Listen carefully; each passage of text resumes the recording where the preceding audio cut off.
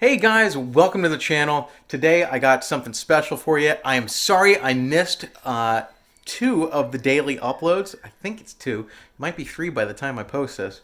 I apologize. I wanted to get a good video, and with the holiday weekend, didn't really capture anything Monday, and then today is Tuesday. I want to make sure that I make this video right for you because it is awesome. It is the new ZR1. Yes, let's get to it.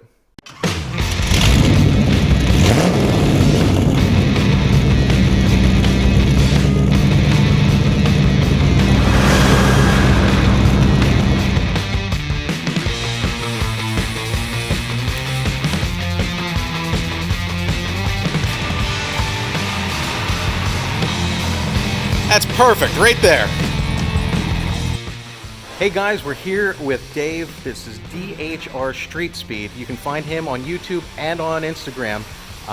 He is the owner of the ZR1, and he's going to tell you a little bit about it right now. So Dave, tell us about your ZR1.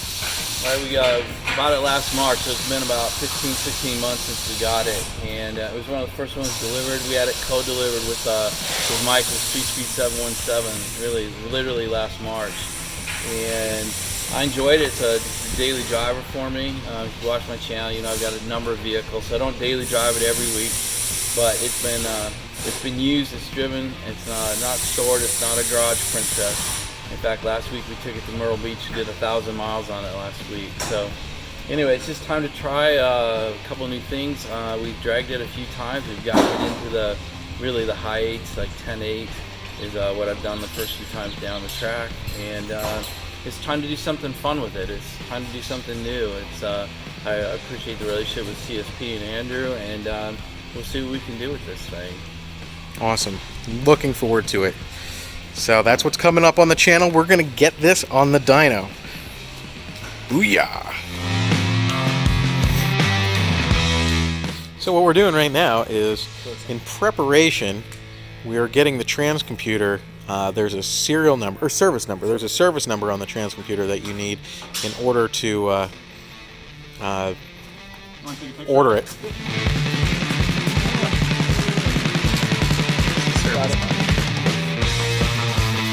And right back in it goes.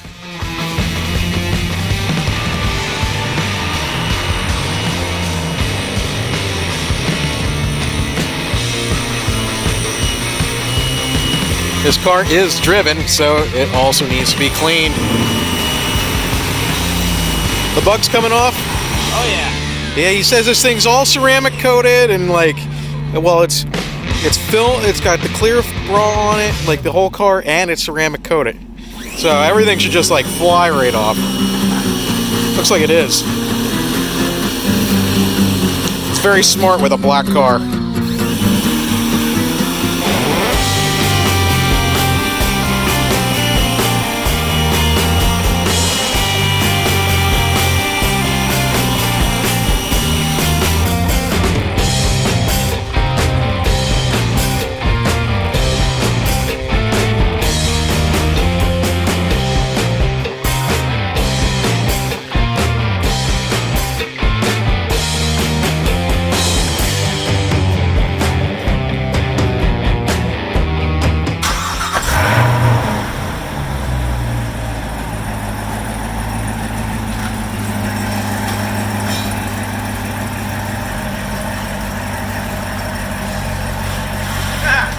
Does not have eco mode.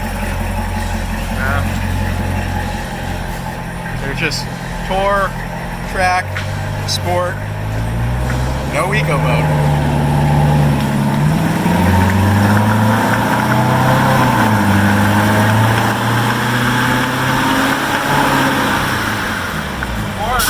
This thing is loud.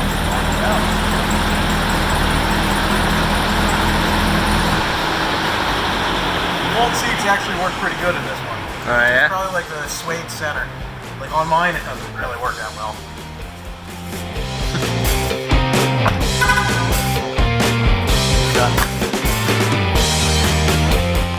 Okay, so I'm gonna guess 650 rear wheel horsepower. And it looks like everybody else is above me except for Josh. I'm gonna say 689. 689. Yep. Okay. Nick gets a vote? You don't get any bonuses. You don't even get a vote, really. Huh? You don't really get a vote. Delete I wonder that. if it's gonna be Delete more him. than Just delete him right out. It should be, well, I don't know. What'd you say, Andrew? 650. Are almost exactly the same. I'm gonna just do six. I'm gonna do, SAE. We're doing I'm gonna do SAE. 691.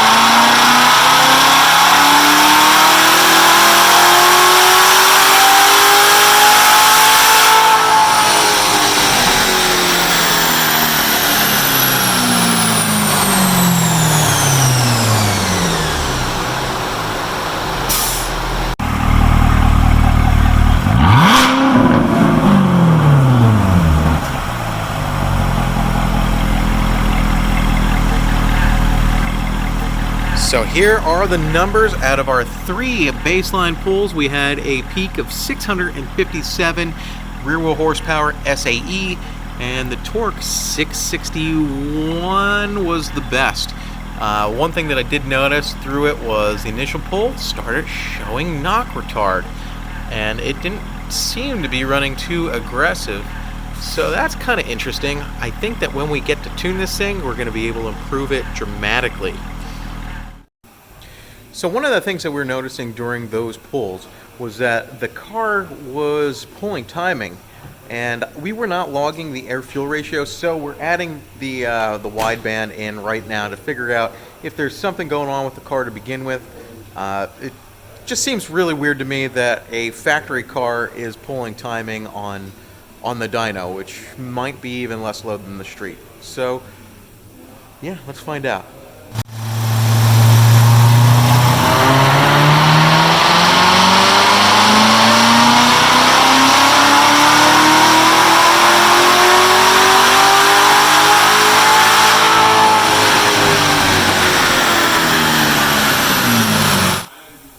So the numbers are in.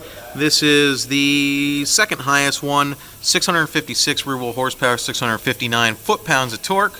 It still pulls timing in the high end. The car runs a little bit on the richer side, but truthfully, it's only a little bit richer than what the car's commanding. Instead of this 1150 that we see down here, is commanding more of an 11.7 air-fuel ratio. I am seeing a decent bit of knock retard up here, which is kind of weird. It's definitely pulling the timing out from what is commanded, but it's still making power. And one other interesting thing here is that the boost, it does rise a little bit through the pull here. The boost rises through the pull, going to just about 15 pounds of boost in the high end. I know this says 16.8, but that's not correct because that is the actual number here. 14.5 pounds at 200 kPa, so that's a hair above 15 psi.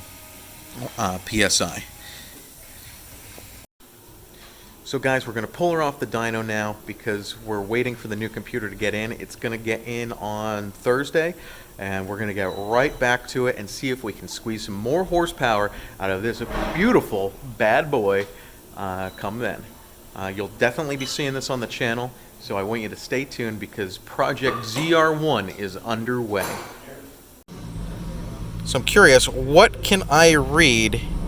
Okay, we got the ECM is unsupported, so do not read. The transmission has failed. Okay, so do not read. This is the chassis control module, and I'm thinking this is the fuel injector control module. Let's see if I can read any of those. That has failed. And unsupported interface? Oh, I gotta use the MPIV2, the new HP tuners. I'll grab mine and get to it, and we'll do that. New HP tuners, the MPVI, not IV, my bad, 2. Just plug on in. Look at that, ready to rock. Okay, so we are gonna see what we can actually find from these two modules. We should be unlocked now. It's been more than 15 minutes, and we're into the chassis control module. Looks like it'll take a minute and a half to read, and then the fuel injector control module. That should be the port injection module, and we'll see if that does it. I'm guessing that also controls boost as well. Okay, we got the CCM. Let's see if we can get the FICM.